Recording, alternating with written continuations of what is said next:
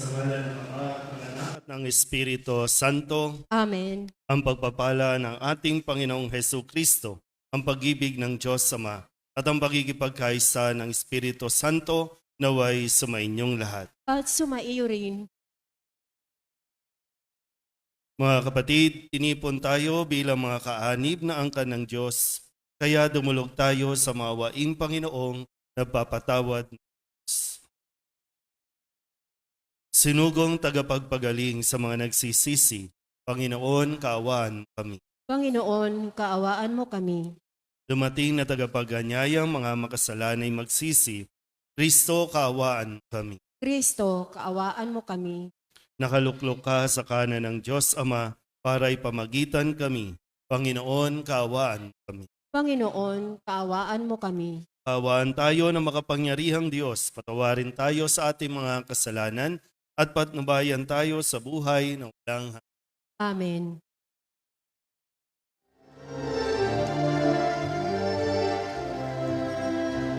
Luwalhati sa Diyos sa kaitaasan, kaloob sa luma ay kapayapaan. Pinupuri ka at ipinagdarangal, sinasamba ka dahil sa dakila mong kalwalhatian. Panginoon naming Diyos sa ating ng langit, amang makapangyarihan.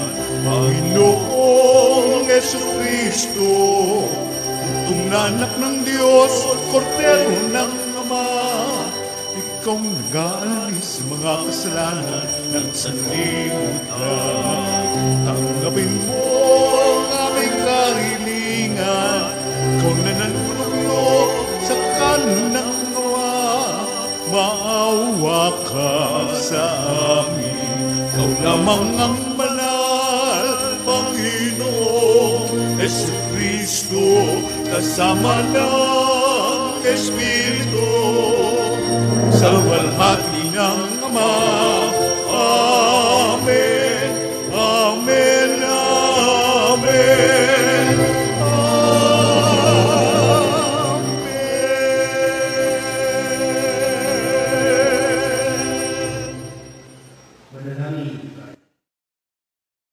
Ama naming makapangyarihan, ang ipinagkatiwala mo kay San Jose na misteryo ng kaligtasan ng sangkatauhan, noong ito ay iyong simulan, ay lubusin mo ngayon sa pagganap ng iyong sambayanan, pakundangan sa kanya ring panalangin, sa pamamagitan ni Jesucristo, kasama ng Espiritu Santo, magpasawalang hanggan. Amen.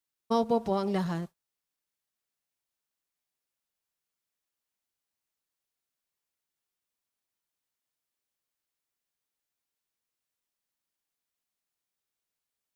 Pagbasa mula sa ikalawang aklat ni Samuel.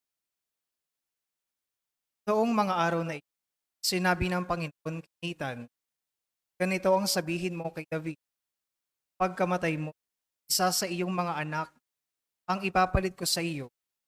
Patatatagin ko ang kanyang kaharian. Siya ang magtatayo ng templo para sa akin, at sa kanyang angkan magmumula ang maghahari sa aking bayan magpakailanman. Kikilalanin siyang anak at ako na may magiging ama niya. Magiging matatag ang iyong sambahayan. Ang iyong kahari ay di mawawagli sa aking paningin at mananatili ang salita ng Diyos. Salamat sa Diyos. Salmong tugunan ng ating pong itutugon, lahi niya'y walang wakas, kailanman hindi lilipas. Tayo pong lahat, lahi niya'y walang wakas, kailan may hindi lilipas. Pag-ibig mo poon na di magmamali, ang sa tuwi-tuwi niya'y aking aawit, ang katapatan laging sasambi. Yaong pag-ibig mo'y walang katapusan, sintatag ng langit yung katapatan, kun lahi niya'y walang wakas, kailan may hindi lilipas. Sabi mo o poon, ikaw ay may tipan na iyong gawa kay David mong hirang, at iyo ang iyong pangakong iniwan, isa sa lahi mo'y laging maghahari, ang kaharian mo ay mamamalagi, kun lahi ay walang wakas, kailan may higit. Ako'y tatawaging ama niya Diyos, tagapagsanggalang niya't manunubos. Ang aking pangako sa kanya itira at mananatili sa kanya ang buwan. Lahi niya'y walang wakas, ilan may higit.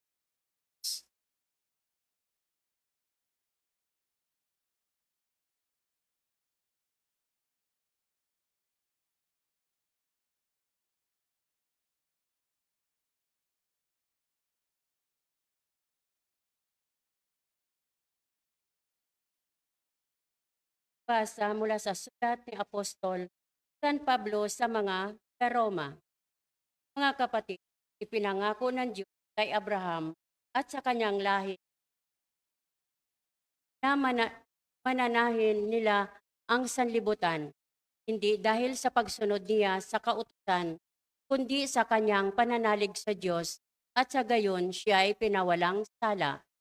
Kaya nga, ang pangako ay nababatay sa pananalig upang ito'y maging isang kaloob sa lahi ni Abraham, hindi lamang sa mga sumusunod sa kautusan, kundi sa lahat ng nananalig sa Diyos. Tulad niya yamang siya ang ama nating lahat. Ganito ang nasusulat, ginawa kitang ama ng maraming bansa. Ang pangakong ito ay may bisa sa harapan ng Diyos na kanyang pinananaligan. Ang Diyos na nabumubuhay sa mga patay ay lumikha sa lahat ng bagay. Bagamat wala nang pag-asang magkaanak, nananalig pa rin si Abraham na siya'y magiging ama ng maraming bansa. Ayon sa sinasabi sa kanya, kasing dami ng bituin ang magiging lahi mo, kaya't dahil sa kanya, mananalig siya'y pinawalang sala. Ang salita ng Diyos. Salamat sa Diyos. Tumayo po ang lahat.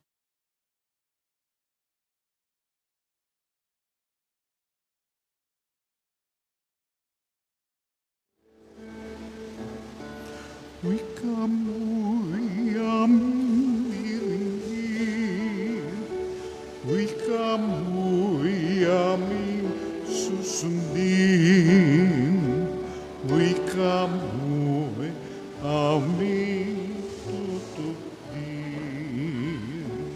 Sumainyo ang Panginoon. At sumaiyo rin. Ang mabuting balita ng Panginoon ayon kay San Mateo. Papuri sa iyo, Panginoon.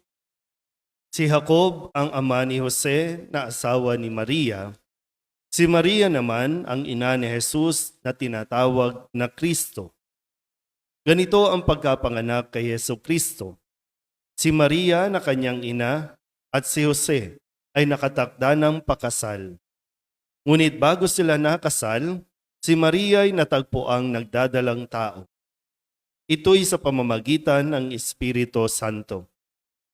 Isang taong matuwid itong si Jose na kanyang magiging asawa. Ngunit ayaw niyang mapahiya si Maria, kaya ipinasya niyang hiwalayan ito ng lihim.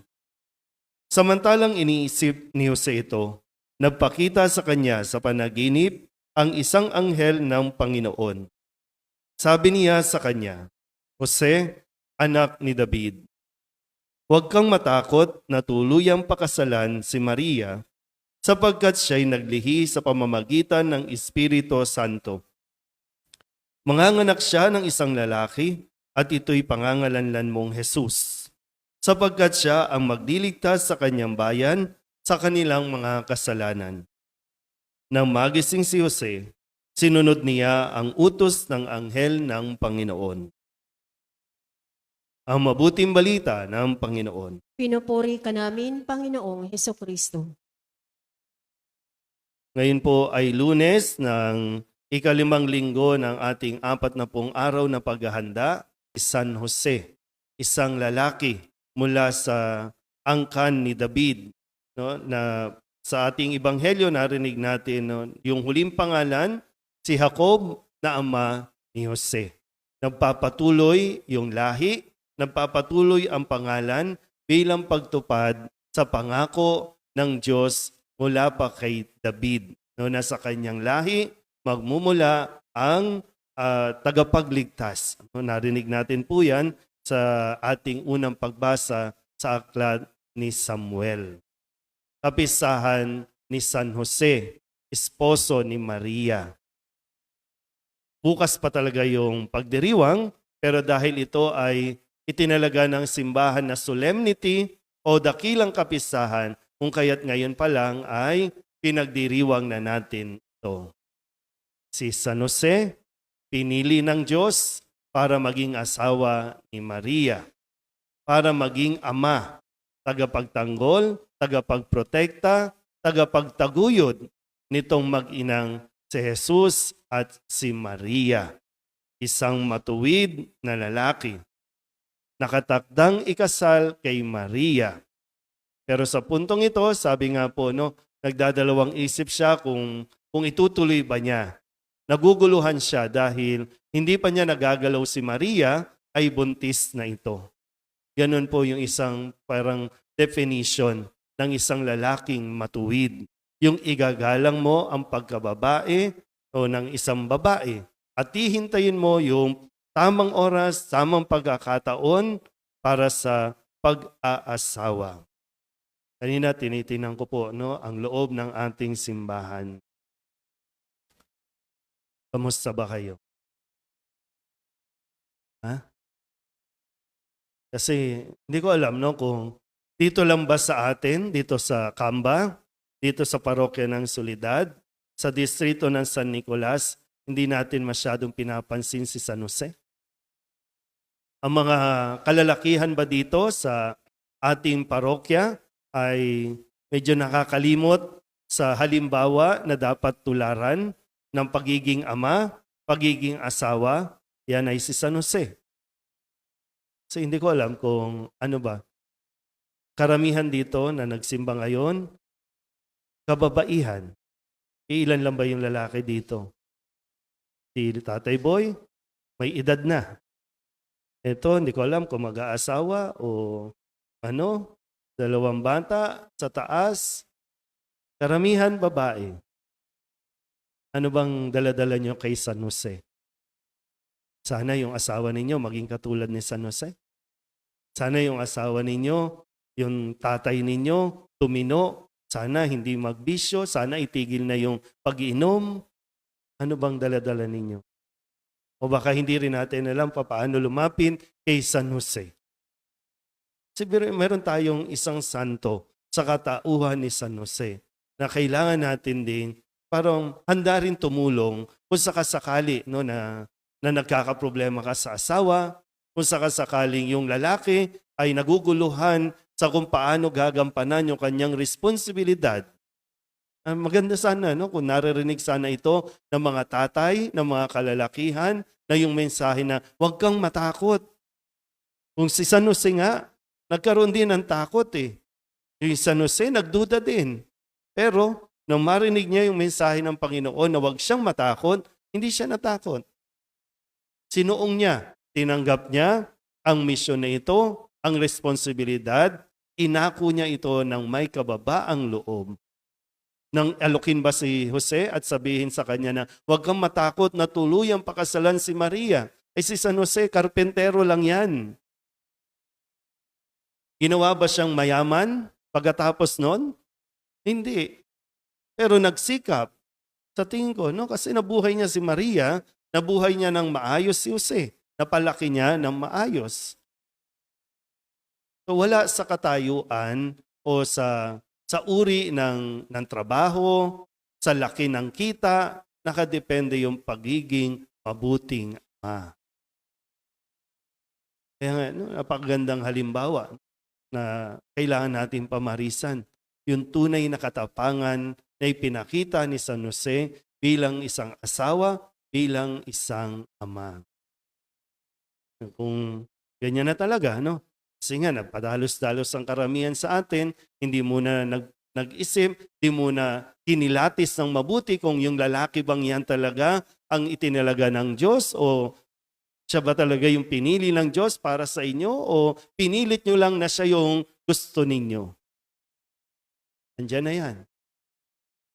Pero pwede nyo pong hingin yung pamamagitan, yung intercession ni San Jose para nang sa ganon. Baka sakali lang, no? Yung mga tatay natin, naduduwag pa, idinadaan sa bisyo, idinadaan sa init ng ulo para masabing siya yung tatay, yung pagiging asawa, ilapit natin sila kay San Jose. Nawa sila din po ay magabayan at sila nawa ay matuto sa halimbawa na ipinakita ni San Jose, bagamat nananatiling tahimik, nananatiling nasa background lang, pero nakatitiyak ang simbahan na nagampanan ni San Jose ang kanyang misyon. Amen?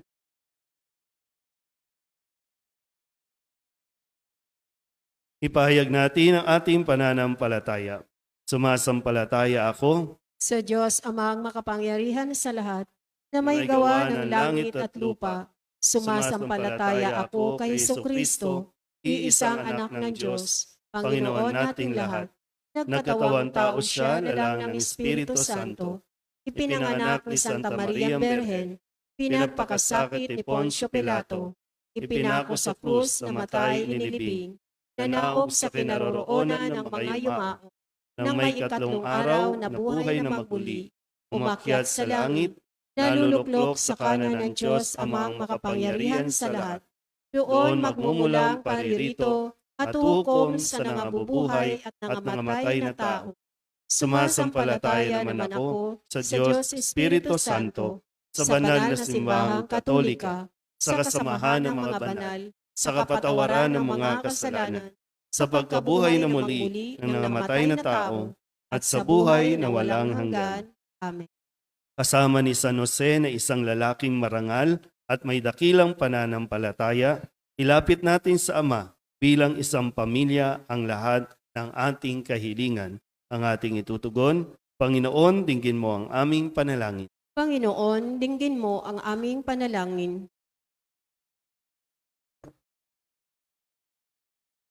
Ang simbahang naglalakbay naway humikayat sa mga tao sa ngarap ng pagpapanibago ng kanilang buhay kay Kristo sa pamamagitan ng kanilang tapat na pagpapatotoo sa salita at gawa. Manalangin tayo sa Panginoon.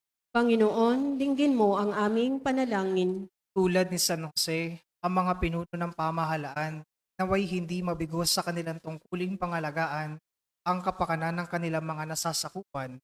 Manalangin tayo sa Panginoon. Panginoon, dinggin mo ang aming panalangin. Ang mga mag-asawa naway magsama na may pagkakasundo sa pamamagitan ng tiwala at pag-unawa sa isa't isa. Manalangin tayo sa Panginoon.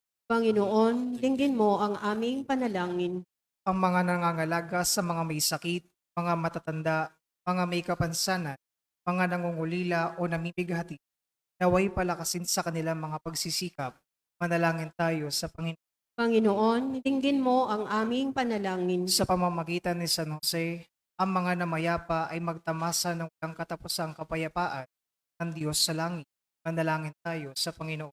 Panginoon, dinggin mo ang aming panalangin. Idulog din natin sa Panginoon ang ating mga personal na kahilingan at mga panalangin para sa ating mga pamilya, kasama mga kahilingan ng mga nanonood sa online. Lahat ng mga misang pasasalamat, special na intensyon, maagarang pagaling ng mga sakit, at ang lahat ng mga kaluluwa ay inihiling na ipagdasal sa misang.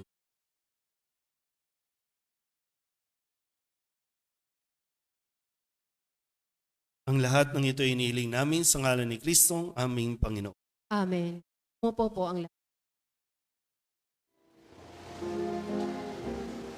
Buksan ng aming puso, turuan mo mag-alam sa bawat pagkukuro, lahat ay makayakap. Buksan ng aming isip, sikatan ng liwanag ng kusang matangkilik, tungkulin na banal. Buksan ng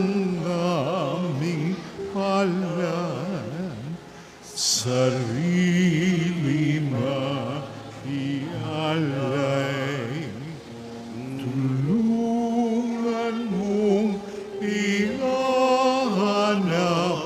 kami ng bagong malay.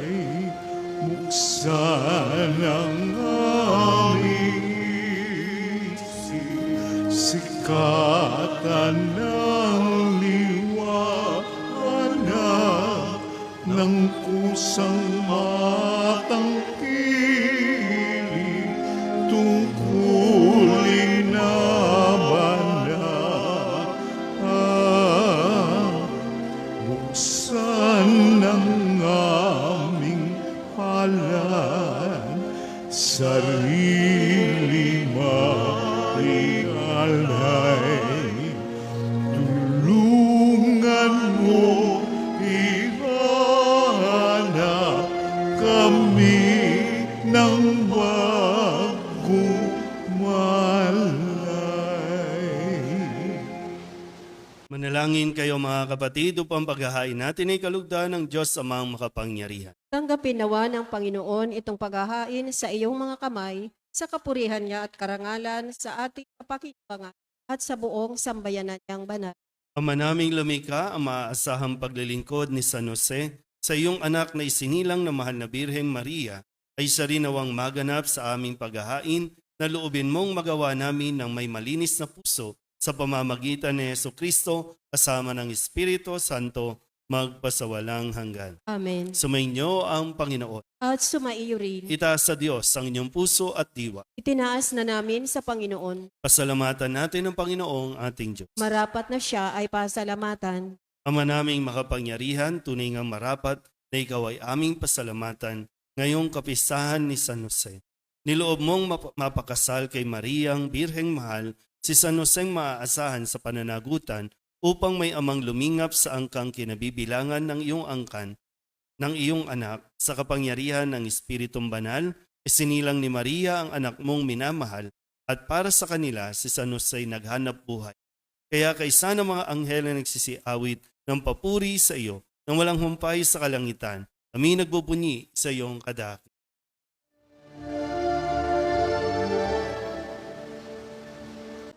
Santo, Santo, Santo, Panginoong Diyos na makapangyarihan, napupuno ang langit at lupa ng kaluwalhatian mo. Hosana sa kaitaasan,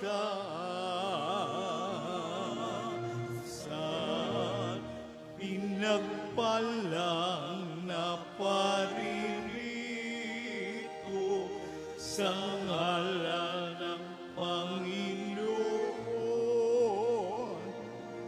Hosana sa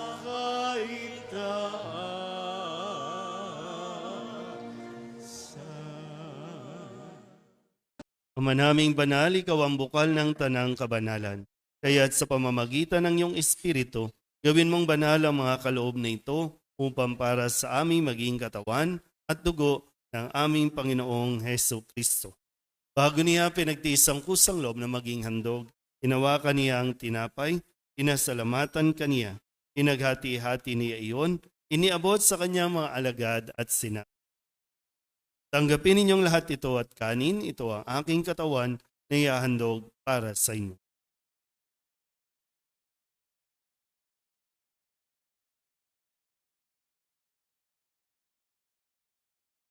E hindi naman nang matapos ang hapunan, hinawakan niya ang kalis, muli kaniyang pinasalamatan. Iniabot niya ang kalis sa kanyang mga alagad at sinabi, tanggapin ninyong lahat ito at inumin. Ito ang kalis ng aking dugo, ng bago at walang hanggang tipan, ang aking dugo na ibubuhos para sa inyo at para sa lahat sa ikapagpapatawad ng mga kasalanan. Gawin ninyo ito sa pag-alaala sa akin.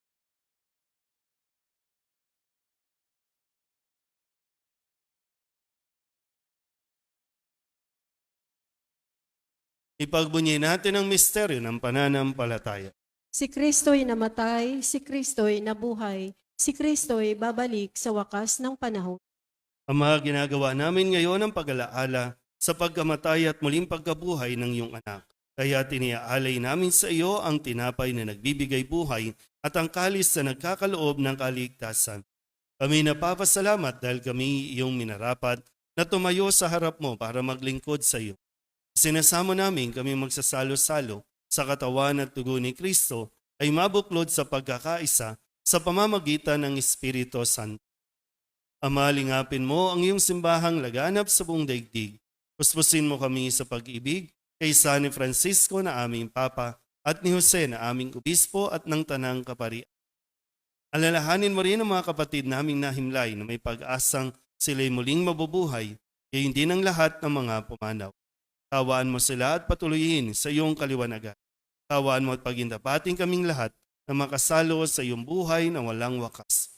Kaysa na mahal na Birhen Maria na ina ng Diyos, ng kabiyak ng puso niyang sa San Jose, kaysa ng mga apostol at ng lahat ng mga banal na namuhay dito sa daigdig na kalugod-lugod sa iyo, may pagdiwang nawa namin ang papupuri sa ikararangal mo sa pamamagitan ng iyong anak na aming Panginoong Hesu Kristo. Sa pamamagitan ni Kristo, kasama niya at sa Kanya, ang lahat ng parangal at papuri ay sa iyo, Diyos Amang makapangyarihan, kasama ng Espiritu Santo, magpasawalang hanggan. Amen.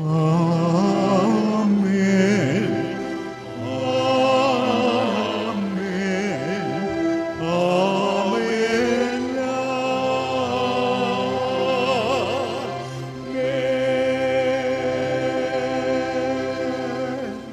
Pili ng mga nakagagaling na utos at turo ni Jesus sa Panginoon natin at Diyos, sipahayan natin ng lakas loob.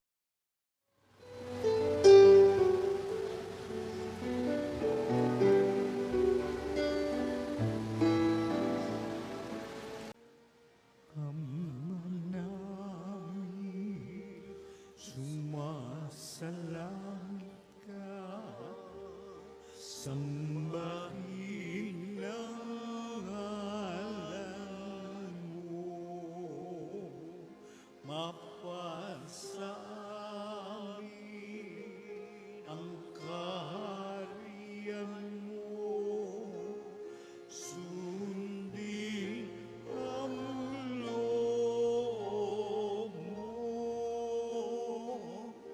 dito sa lupa parang sa langit. Bigyan mo po kami ngayon ng aming kakanin sa araw-araw at patawarin mo kami sa aming mga sala. Para ng pagpapatawan namin sa nagkakasala sa amin, at huwag mo kaming ipagdulot sa tukso, at diadya mo kami sa lahat ng masama. Hinihiling namin kami iadya sa lahat ng masama, pagkalooban ng kapayapaan araw-araw, iligtas sa kasalanan at ilayo sa lahat ng kapahamakan. Samantalang aming pinananabikan ang dakilang araw ng pagpapahayag ng tagapagligtas naming si Hesu Kristo. Sapagkat iyo ang kaharian at ang kapangyarihan at ang kapurihan magpakailanman. Amen. Panginoong Hesu Kristo, sinabi mo sa iyong mga apostol, kapayapaan ang iniiwan ko sa inyo, ang aking kapayapaan ang binibigay ko sa inyo. Tunghayan mo ang aming pananampalataya at huwag ang aming mga pagkakasala. Pagkalooban mo kami ng kapayapaan at pagkakaisa ayon sa iyong kalooban, kasama ng Espiritu Santo, magpasawalang hanggan. Amen. Ang kapayapaan ng Panginoon ay laging sumainyo. At sumaiyo rin. Magbigayan po tayo ng kapayapaan sa isa't isa.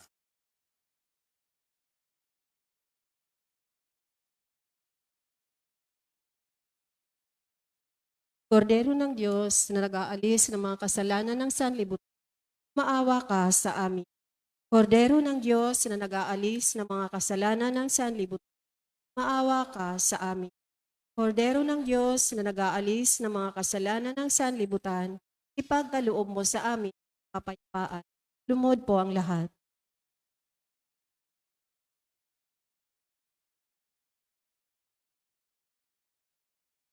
Ito ang kordero ng Diyos. Ito ang nag-aalis ang kasalanan ng sanlibutan. Mapalad ang mga inaanyayahan sa kanyang piging. Panginoon, hindi ako karapat-dapat na magpatuloy sa iyo, ngunit sa isang salita mo lamang ay gagaling na. Katawan ni Kristo. Amen.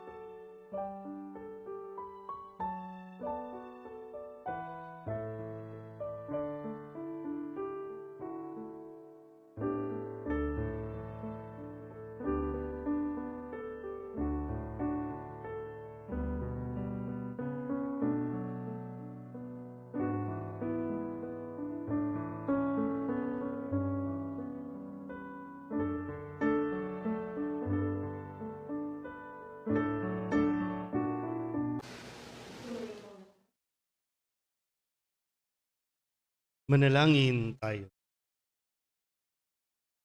Ama naming mapagmahal, ang iyong angkang nagagalak sa dakilang kapistahan ni San Jose at iyong pinapakinabang sa banal na pagkain sa iyong hapag ay lingapin mong lagi at panatilihin mong tumanggap ng iyong kaloob sa pamamagitan ni Jesucristo kasama ng Espiritu Santo magpasawalang hanggan. Amen. Bukas po ay may misa tayo ng 6 a.m. at misa sa 6 p.m. Pagkatapos po ay may prosesyon tayo sa karangalan ni San Jose. Subukan niyo lang, no? Subukan niyo naman. Hilain yung asawa, no? Makasama ninyo magsimba. Subukan niyo imbitahan, no, pa sa kapisahang ito ni San Jose. Sumainyo ang Panginoon At sumaiyo rin. at pagpalain kayo ng makapangyarihang Diyos, Ama at Anak, Espiritu Santo. Amen. Tapos ng banal na misa, humayo tayo sa kapayapaan ni Kristo. Salamat sa Diyos. Magandang gabi.